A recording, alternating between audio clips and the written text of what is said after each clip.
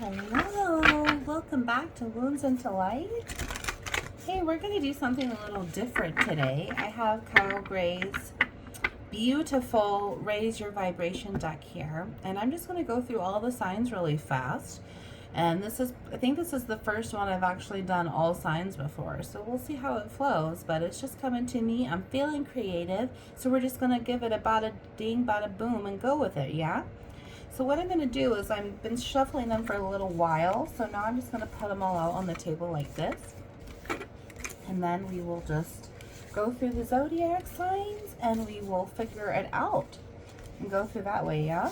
Sounds good. Thank you, Lord, for this energy, for this protection. Give us the best cards for each sign here to bring us that special message to raise our vibrations accordingly. Thank you, Kyle Gray, for this beautiful deck. Anyhow, let's start off with Aries here. Aries, I see it. This one right here. My breath connects me to life. I love that. It's so beautiful. It's almost as if 111, you're not speaking on something though, Aries. And when you start to speak upon it, using your breath, using this mouth, using this darkness to enlighten it with relief and 1, 2, 3 oxygen, you'll feel a lot better. So if there's something that you are not speaking on, God has given you the go-ahead to speak on it. He will be there for you. You will know when this time happens, when this conversation needs to happen. If you would like to be more mindful and prepare yourself, you can use a technique that's, just helping yourself become more assertive. And that's like writing a script. And you can pretend you're writing down or, what you're going to say as if you were, rehearsing a play script. So when it was time for stage night, you knew what to say and had your lines memorized, right? So in that meantime, Aries, you can do that. You can write a script or just get all your thoughts down that you want to say. Give that, energy attention, and therefore it's alive and kicking when this time happens. And you know what to say. You can stay calm, cool, and collected, and you will feel so much better. Good luck. All right. Let's go to the Taurus. Taurus, somewhere here. This one. I call back my power. That card is so powerful. It also, 2, 3, 4, makes me think of snacks. It makes me think of snacks. Like the bottom of the bowl is empty. And I'm like, there's no more. I call back my power. I call back my snacks. I call back my fuel. My energy pockets to keep me moving and moving forward and on the positive polarity. It's beautiful. Look at all those lightning bolts too. It's like quick. Calling back your power for sure. That's beautiful. There's healing here, absolutely. Healing that for a situation that's like somewhat ended. Like obviously, if there's no more snacks in the bowl, it's about gone. But you still have to close the task, right? You can either go get a refill and do the whole entire process again, or you have to go take the bowl to the kitchen, wash it, clean it, put away, right? So we're just about cleaning up our healing here, and it's calling our power back, and that was what you had learned here. You passed the test. You've done a great job. 3, 3, 3. Beautiful. Moving on to a Gemini now. I see it. It is this one. I make way for miracles. That is beautiful. 3, 4, 5 on the camera there. It is so gorgeous. It's like you finally have this peace to move forward and you're not afraid anymore. It's like you've invited in the fear, like you've become friends with it. Like fear just became adventure or curiosity for you. It was like, okay, if there's a door there, I want to open it. Or maybe you just sat in the dark room for so long and then you're like, okay, I found a door, because when we can't see, we still have little eyeballs on our fingertips, right? So imagine feeling around in this dark room and you finally found a door handle. How long would it take you to open it up or try? Would you do it right away, or would you say, oh my God, there's a door for however long? Either way, it seems as if you were stuck in a little dark period of time, and now you are using that momentum, using that lesson, using that wisdom in order to move forward and making miracles for yourself. You're not letting anyone else hold you behind. It is so beautiful, and I can't wait for you to become so satisfied with earning what was on the other side of that door for you. 4, 4, 4. Okay, Cancers. I found your card. I found it. It's right there. My aura is magnetic to golden opportunities. This is beautiful. It kind of makes me think about the Olympics right now, though, yeah, but that's just mainstream world news. However, look at these golden opportunities. These are like medals that you can put around your neck and show everyone, advertise how awesome you are. However, you don't really need to have those medals. I'm hearing maybe it's time to take them off of your neck and give your damn neck a break, and you'll still have further golden opportunities because your aura attracts all these golden opportunities to you, sweetheart. A lot of financial abundance coming in. We see 2 A's there, and so like you're yeah, awesome, you are. April is also coming through.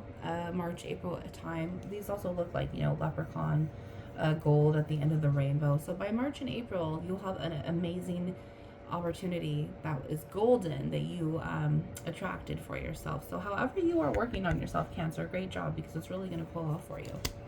Love it. Okay, Leo. Oh, this one. Clear your karma.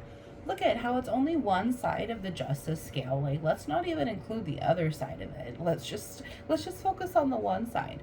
So now if we're looking at this justice scale head on, because the letters are going to be full front, then we're obviously looking at the left side of this justice scale. And if we're looking at the left side of this justice scale, it's actually the right side, because coming from this point of view, or like how I see it, since this is backwards, it's actually the right side.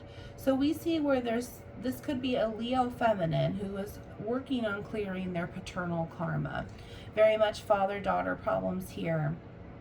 And it is meant to teach you. It is meant to help you clear this part of your karma, but also clear this part of your generational trauma. And when you're clearing your karma out, you're just making room for more in that justice scale that's opposing that karma. It's dharma. It's good, positive vibrations, high vibrations at the highest levels, because you don't want that justice scale to be weighed down anymore. So I know that this seems scary, and you can only imagine how this justice scale is going to feel when this becomes more enlightened. And it might feel scary, it might feel intoxicating. However, you're going to feel so much relief, and you're going to feel so much better. There's also a boundary somewhere that you need to make, okay, Leo? Good luck. All right. Let's go now for Virgo. Oh, it's under here. There it is. Virgo, I am surrounded by angels. I love that so much. Sometimes, it's just we know that. We want to believe it. Well, of course I am. But imagine what that actually feels like. Imagine what that actually is. Like, imagine sitting there in a circle, because the center of the circle is not touched at all of what's surrounding it. And say that you're in this tornado of feathers, but it's not like a destructive tornado, It's like, wow, all of these feathers are around me. I am protected. I am shielded. I am clothed. I am anointed in the Christ oil. I am of heavenly matter. And imagine standing in that circle of feathers, that angelic presence. And that is what the angels do for you all day and every day. You might have a situation that is going to rock your arc a little bit, maybe nerve-wracking, overwhelming, maybe a legal case I'm hearing. And therefore, this is a good mindfulness technique that we can share today to help you keep calm, cool, and collected when shit's hitting the fan. You know what I mean? The pillow fight is on. But just remember how protected you are. You are surrounded. You might also see feathers too on the ground as like a reminder, to know that you are validated and loved, and they have your back, honey. And if they are working for you, no one else can be against you, Good luck with that legal case as well, if that resonates for you.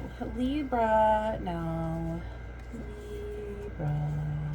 Let's see. It's this one. Okay. I clear my energy field. I love that so much. It's just, when we can clear our energy field, this is just a way to embody self-love. There's a lot of things that we have to detox from, and it is a practice. We can't just detox once. It's not an act, it's a practice, like I said. So we have to be willing to constantly clear our energy field. And recently you've been crop dusted on, it looks like, and you're not recognizing it yet. You've kind of been feeling under the weather. Maybe you've been confused. Maybe you've had a couple headaches. Maybe you're just like having a really bad period. Maybe you like tore a muscle or an ACL or something like that. And you're just like, I don't know what the hell is going on. There's just something over me that doesn't sit with me well. It's not keeping my ecosystem clear. So we need to be able to make sure that we give ourselves that power and authority to clear our own energy field and to restore our aura. When our aura is tainted, when it's dissolving, when it's beaten and bruised and, fragmented, it's not able to keep ourselves at our strongest. So clearing our energy field also here could be a warning for you to make sure that you're keeping up on this, to keep your armor holy, righteous, and good, because you never know what is coming. You never know what is coming. Okay, so now we're going to go to Scorpio.